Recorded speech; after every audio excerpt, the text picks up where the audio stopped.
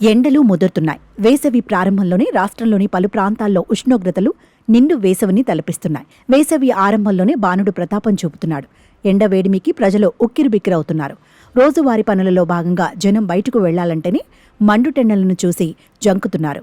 వేసవి ఆరంభంలోనే ఇంత తీవ్రత ఉంటే ఏప్రిల్ మేలో ఉష్ణోగ్రతలు ఏ మేర ఉంటాయోనని ఆందోళన చెందుతున్నారు. ఎండ వేడిమికి తట్టుకునేందుకు తగు జాగ్రత్తలు పాటించాలని వైద్య నిపుణులు సూచిస్తున్నారు.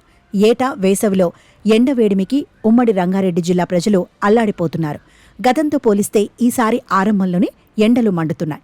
వాతావరణంలో ఒక్కసారిగా వచ్చిన మార్పులతో జనం విలవిలలాడిపోతున్నారు. ఉదయం 10 నుంచి సాయంత్రం 5 గంటల వరకు ఎండ ఎక్కువగా ఉంటోంది.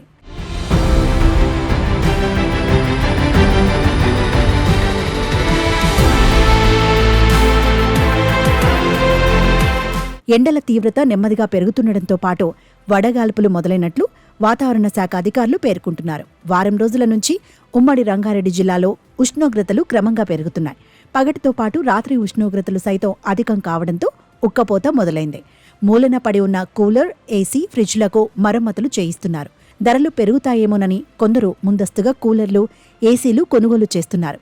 నెమ్మదిగా దాహం పెరిగి జనాలు అప్పుడే కొబ్బరి బొండాలు, చెరుకు రసం బళ్లను ఆశ్రయిస్తున్నారు. గతంలో ఎప్పుడూ శివరాత్రి దాటే వరకు ఎండలు ఇంత ఏడిపించలేదు. ఈసారి ఎండలు పర్యావరణ పరిస్థితుల వల్ల భారీగా పెరిగిపోయేలా ఉన్నాయి. చలి ఎప్పుడో ఎగిరిపోయింది. వాతావరణం విపరీతమైన వేడికి ఆరంభ సూచికలా ఉంది. అప్పుడే తెలంగాణలో ఎండలు ఈసారి భారీ ఎత్తున ఉండవచ్చు అనుకుంటున్నారు జనాలు.